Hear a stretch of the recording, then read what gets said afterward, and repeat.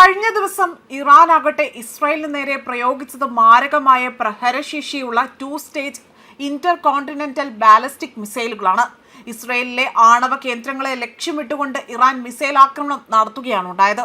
ഇതോടുകൂടി ഇവിടെ വ്യക്തമാകുന്നത് ഇറാൻ പ്രയോഗിച്ചത് അവരുടെ അത്യാധുനികമായ ഒരു ആയുധമാണ് എന്നതാണ്. ഏറ്റവും കൂടുതലായി തന്നെ ആഴത്തിൽ ആക്രമണം നടത്താൻ കഴിവുള്ള മിസൈലുകളാണ് ഇറാൻ തിരഞ്ഞെടുത്തിരിക്കുന്നത്. ഇസ്രായേലിനെ പൂർണ്ണമായും നശിപ്പിക്കുക എന്ന ലക്ഷ്യത്തോടെയാണ് ഇവ ഉപയോഗിച്ചിരിക്കുന്നത്.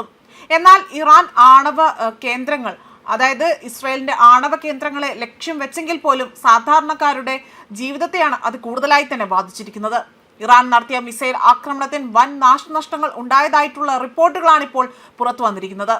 യുദ്ധം 4 ആഴ്ച പിന്നിടുമ്പോൾ ഏറ്റവും മാരകമായ ആക്രമണം തന്നെയാണ് ഇറാൻ ആകട്ടെ ഇസ്രായേലിന് നേരെ അഴിച്ചുവിട്ടിരിക്കുന്നത്. ആയതിനാൽ തന്നെ ഈ ആക്രമണത്തോടു കൂടി തന്നെ യുദ്ധത്തിലെ മറ്റൊരു നിർണായക ഘട്ടത്തിലേക്കാണ് ഇത് കൊണ്ടെത്തിക്കുന്നത് എന്ന വിലയിരുത്തലാണ് പുറത്തു വന്നിരിക്കുന്നത്. തെക്കൻ ഇസ്രായേലിലെ ദിമോണ, അരാത്ത് എന്നീ നഗരങ്ങളിലാണ് ഇറാൻ പ്രധാനമായും ലക്ഷ്യം വെച്ചുകൊണ്ട് ആക്രമണം നടത്തിയത്. ഇസ്രായേലിന്റെ അതീവ സുരക്ഷയുള്ള ആണവ ഗവേഷണ കേന്ദ്രം സ്ഥിതി ചെയ്യുന്നത് ഈ മേഖലയിലാണ്. ഇറാന്റെ മിസൈലുകളെ തടയാൻ തങ്ങളുടെ പ്രതിരോധ സംവിധാനങ്ങൾക്ക് സാധിച്ചില്ല എന്ന് പോലും ഇസ്രായേൽ സൈന്യം ഇവിടെ സമ്മതിക്കേണ്ട ഒരു ഗതികേട് വന്നതായി തന്നെ വ്യക്തമാക്കുകയാണ് ചെയ്തിരിക്കുന്നത്. അതേസമയം ലക്ഷ്യസ്ഥാനങ്ങൾ മിസൈലുകൾ നേരിട്ട് പതിക്കുകയും പരിക്കേറ്റ 10ഓളം പേരെ വിവിധ ആശുപത്രികളിലേക്ക് മാറ്റിയതായും വിലയിരുത്തപ്പെടുന്നു. പലരുടെയും നിലയാകട്ടെ അതീവ ഗുരുതരമായി തന്നെ തുടരുകയാണ്.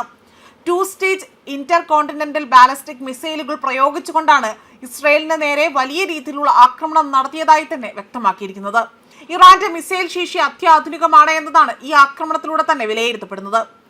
അതേപോലെ തന്നെ വരും ദിവസങ്ങളിൽ ആക്രമണം ശക്തമാക്കുമെന്നും യുദ്ധം ഈയിടെ ഒന്നും തന്നെ അവസാനിക്കാൻ അല്ലെങ്കിൽ അത് അവസാനിപ്പിക്കാൻ ഇസ്രായേൽ ആഗ്രഹിക്കുന്നില്ല എന്നത് തന്നെയാണ് ഇസ്രായേൽ മന്ത്രി ഇസ്രായേൽ കാറ്റ്സ് വ്യക്തമാക്കുന്നത്. ഇറാന്റെ ആണവ കേന്ദ്രങ്ങൾക്ക് നേരെ കഴിഞ്ഞ ദിവസങ്ങളിൽ നടന്ന ആക്രമണങ്ങൾക്ക് മറുപടിയായാണ് ഈ വെല്ലുവിളി ഉയർത്തിയിരിക്കുന്നത്.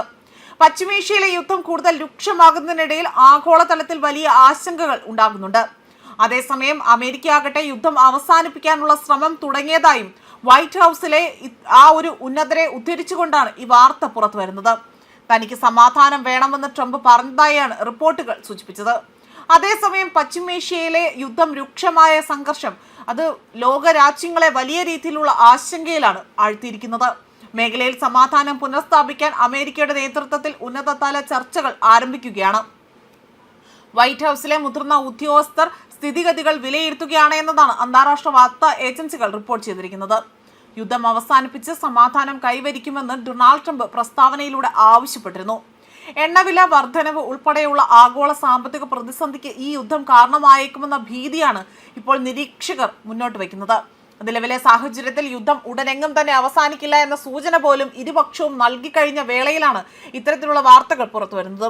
ഇസ്രായേൽ പ്രതിരോധ മന്ത്രി ഇസ്രായേൽ കാറ്റ്സ് തന്റെ നിലപാട് വ്യക്തമാക്കി കഴിഞ്ഞു.